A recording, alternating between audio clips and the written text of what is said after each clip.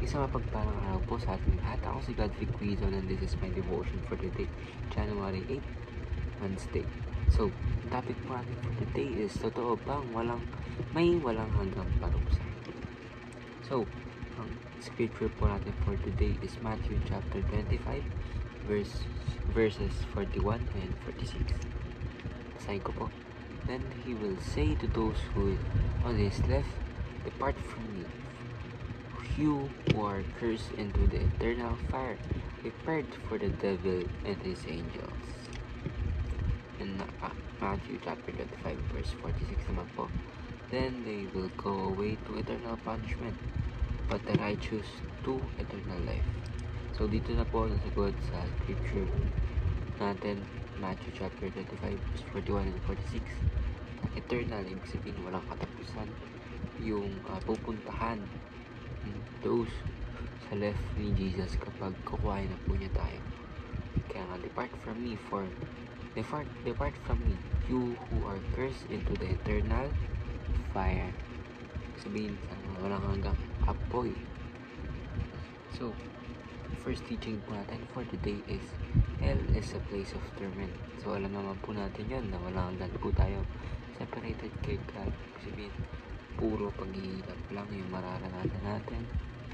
And first, iba't ibang torture na nagawa ng mga demons. So, second teaching po natin for today is hell is eternal separation from God. Sabihin niya po, wala na pong God na magbalubla sa atin, tulong sa atin, and magagalit sa atin, na magmamahal sa atin. And of course, puro yung mga demons na nandun, napapahirapan tayo sa mga kung anong kasalanan na ginawa natin.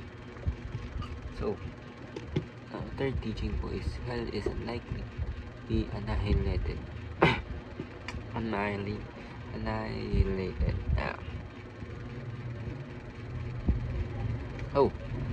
Sabihin daw po is, hell is unlikely to be annihilated kahit na gumawa na po si Jesus, si God, bagong earth, yung perfect world.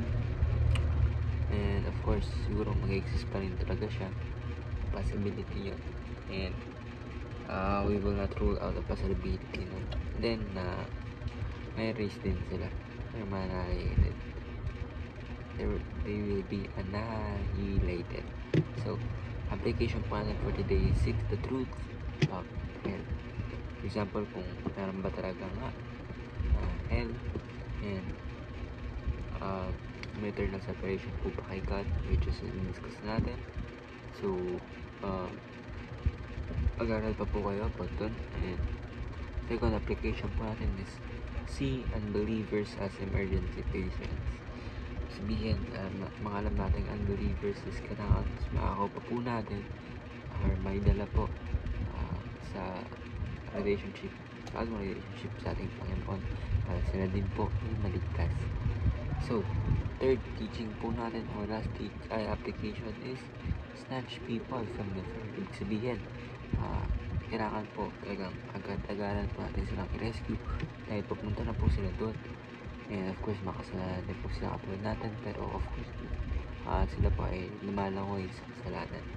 Kaya nga po, disciple natin sila. Paalam na po natin yung magandang balita ng aming Panginoon, yung gospel, pakalat natin para po ay sila po ay lalong lumago sa relationship nila sa ating Panginoon. So ayun na po, ako si Godfrey Quizon and this is my devotion for today, January 8, Wednesday. Sana po ay marami kayo natutunan.